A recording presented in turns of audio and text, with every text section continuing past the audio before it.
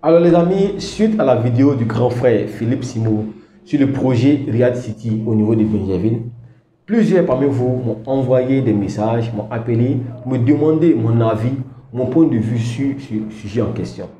Donc, comme vous le savez, je suis passionné par tout ce qui est immobilier. Alors, à mon niveau, j'ai mené ma petite enquête. Je suis allé dans les locaux du Gaïa Côte d'Ivoire, qui est le promoteur sur ce projet, et également au niveau du village pour savoir réellement ce qu'il en est.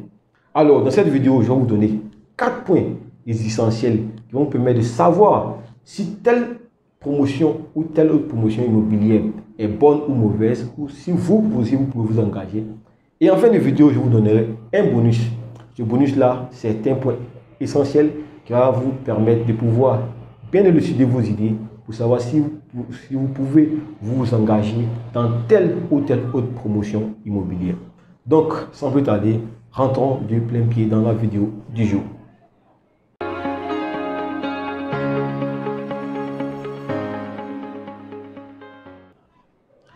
Alors, je me présente pour ceux qui sont nouveaux sur la chaîne. Mon nom c'est Paul Jonathan, votre expert immobilier. Et sur cette chaîne, je vous partage les bons plans immobiliers, je vous partage des astuces pour vous permettre d'agrandir votre patrimoine immobilier.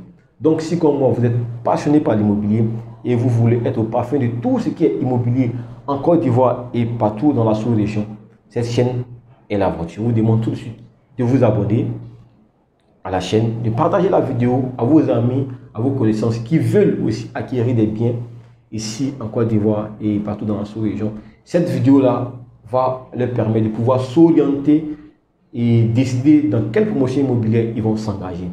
Et pour tous ceux aussi qui veulent savoir plus d'informations sur le projet Riyad City, qui est un projet de construction d'une mini-cité, d'une mini-ville plutôt, au niveau de Bingerville, voilà, qui va composer plus de 144 appartements. Vous pouvez nous laisser un message ou appeler sur le numéro qui apparaîtra en bas de description. Alors, sans plus tarder, nous allons énumérer les 4 points essentiels qui caractérisent une bonne promotion immobilière et nous allons voir si au niveau du Riyad City, si Riyad City respecte ces différents points en fait. Voilà, de sorte à ce que vous aussi, vous puissiez savoir si vous devez prendre des appartements dans ce projet ou non. Alors, pour revenir à la vidéo du grand frère Philippe, qui expliquait le problème de succession qu'on a dans les villages ébriés, tenez-vous bien, c'est un problème qui existe bel et bien. À ce niveau-là, le grand frère Philippe a dit vrai. Parce que je me suis rendu au niveau du village, mais tenez-vous bien, moi je n'ai pas fait d'interview. Hein. Voilà, donc ne me demandez pas de pouvoir diffuser l'interview ici. Je n'ai pas fait d'interview. C'est juste des questions auprès des personnes du village, voilà, qui me permet de savoir réellement ce qu'il en est.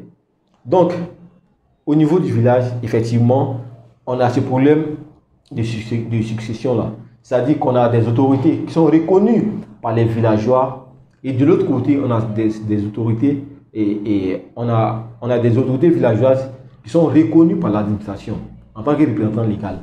Voyez? Et puis tenez-vous bien, Elokate n'est pas le seul village dans ce cas.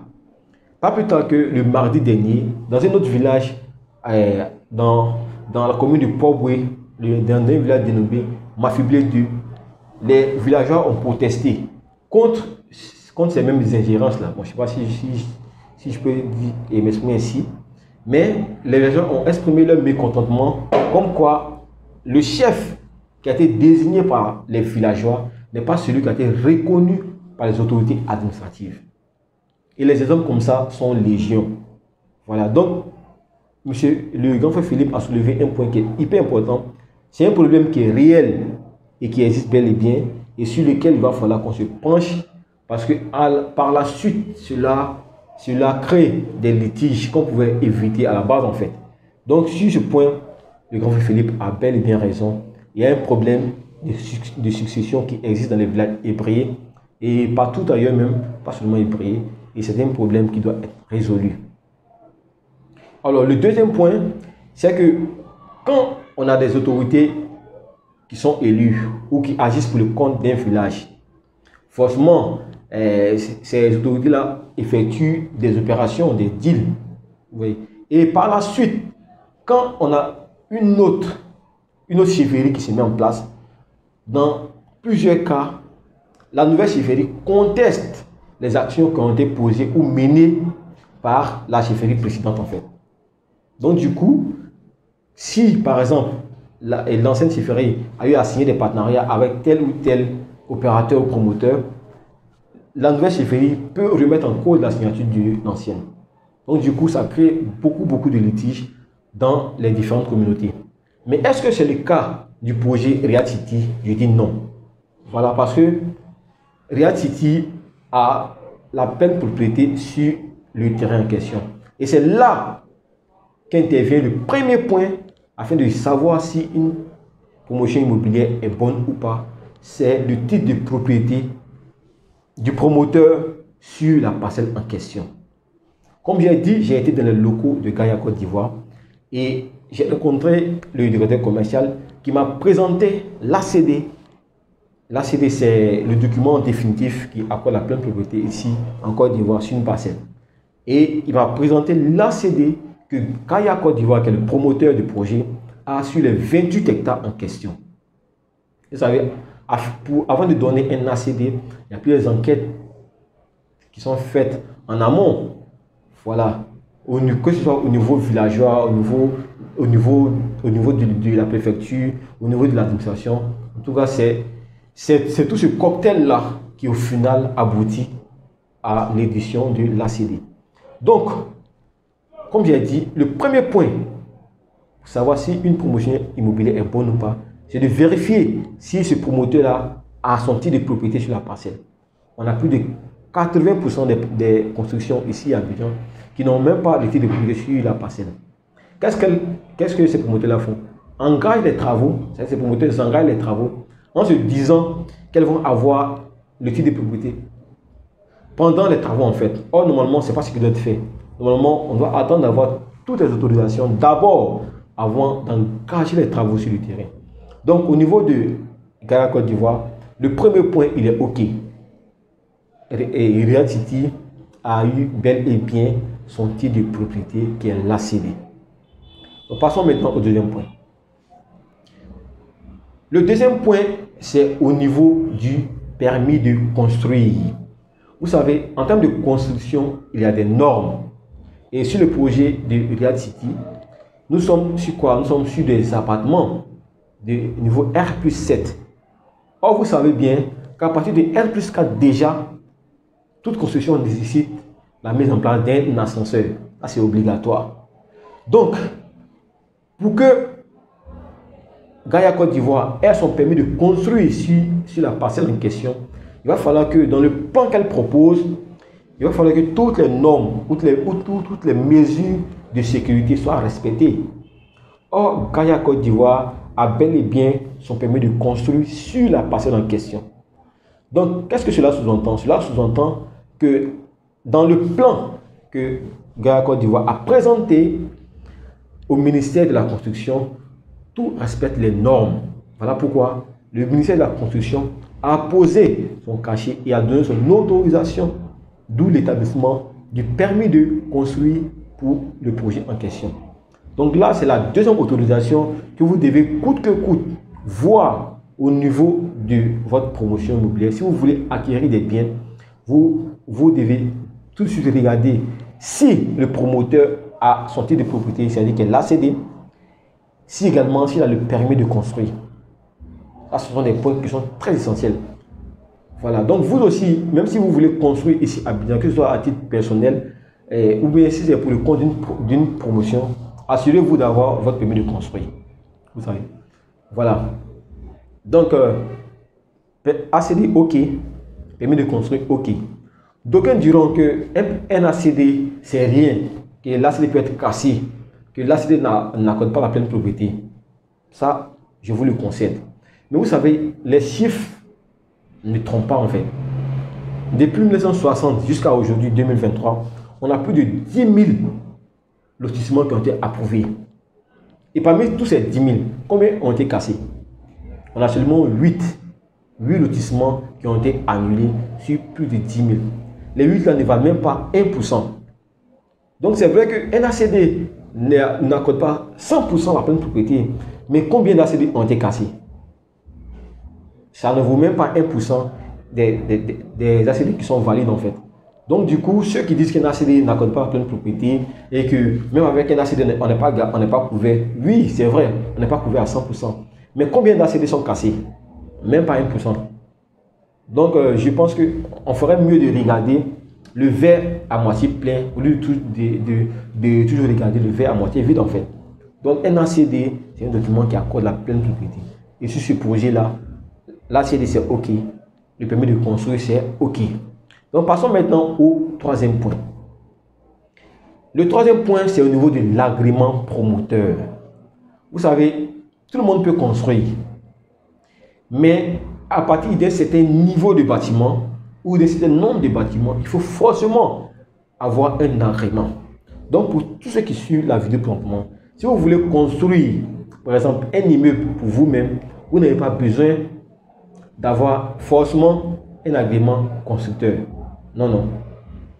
Voilà, ce n'est pas obligé. Mais en ce qui concerne les immeubles, une fois que vous dépassez 3 immeubles, vous êtes obligé d'avoir un agrément promoteur. Oui. Donc, maintenant, pour pouvoir déjouer un peu la loi, plusieurs personnes construisent 3 immeubles sur le même espace et après encore viennent construire 3 immeubles un peu devant. En tout cas, sur le même espace, vous ne pouvez pas construire plus de 3 immeubles sans avoir un agrément promoteur. Ça c'est concernant les immeubles. Aussi concernant les villas basses, le minimum c'est 9. Parce qu'à partir de 10 villas basses, vous devenez automatiquement promoteur. Oui, donc vous devez forcément avoir un agrément. Voilà pourquoi on a plusieurs personnes qui font 8, 7, 6. Ce n'est pas parce qu'elles ne peuvent pas faire au-delà de 10, mais c'est parce qu'à partir de 10, vous devez avoir votre agrément et l'agrément coûte cher. Oui, donc je crois que ça doit être 100 000 francs, non, 100 millions de francs CFA. Voilà, donc ce n'est pas la portée de tous. Donc, si vous aussi vous voulez construire, vous pouvez vous limiter à 8, à 9. Là, ça passe en fait, parce que la réglementation c'est 10. À partir de 10, vous êtes obligé d'avoir un agrément promoteur. Or, pour le projet pour notre projet ici, qui est Real City, nous avons 144 appartements. Donc, vous comprenez tout de suite que Gaïa est obligé d'avoir son agrément. Et à ce niveau-là, je peux vous rassurer que le directeur commercial de cette entreprise m'a présenté l'agrément que l'entreprise a en termes de construction en fait. Vous voyez. Donc, le troisième point important pour savoir si tel promoteur est sérieux ou fiable, le troisième point, il est bouclé, il est validé. Ce qui nous fait déjà 3 points validés sur 5. Oui. Donc, déjà, on a déjà plusieurs feux qui sont verts. Voilà, donc pour tous ceux qui ont encore des doutes, je vous encourage à pouvoir prendre part. Voilà, ceux qui veulent acheter des appartements, en tout cas, quand on fait le rapport prix, la qualité-prix dans la zone, des appartements à 28 millions, sachant que, bon, je ne vais pas citer du nom d'entreprise ici pour ne pas faire de la publicité, mais à 28 millions, on a des promoteurs dans la même zone qui sont sur les 3 pièces. Pourtant ici, ce sont les 4 pièces. Ouais. Donc, je sais que déjà vous savez un peu, plus ou moins, les promoteurs immobiliers qu'on a dans cette zone. Donc, comme j'ai dit, le troisième point, il est bouclé. Après le troisième point, passons maintenant au quatrième point. Le quatrième point, c'est au niveau des exonérations. Alors, pourquoi je parle d'exonération? Vous savez que ce projet-là, c'est un projet social. Oui, oui. Ce projet entre dans le cadre d'une politique qui a été mise en place par le gouvernement ivoirien, dénommé Un Ivoirien, un toit. Vous voyez? Et dans ce projet-là, on a plus de 15 000 logements qui sont prévus. Pour le moment, avec le projet de Real City, c'est 4 464 logements qui seront construits. Voilà. Donc, pour permettre à ce qu'on ait ce prix réduit là, parce que comme j'ai dit, les 28 millions pour la zone, c'est vraiment abordable. Donc, pour ce faire, l'État a pris sur elle de pouvoir supporter certaines taxes, comme les impôts, comme certains frais de douane. Parce que vous-même, vous savez que pour la construction de tous ces 144 immeubles, sans oublier les écoles, les lieux de culte et le mall, il y a plusieurs plusieurs équipements qui seront exportés, voilà, de l'étranger vers la Côte d'Ivoire. Donc, dans le but d'amoindrir les charges à l'entreprise, l'État a fait une exonération pour l'entreprise en question. Ce qui va lui permettre de pouvoir importer des équipements et des matériaux à moindre coût. C'est ce qui fait que ce projet-là propose des appartements à prix aussi réduit. Pourquoi je dis réduit? Plusieurs personnes peuvent trouver ce montant-là excessif. Parce que 28 millions, mine de rien, c'est... Oui.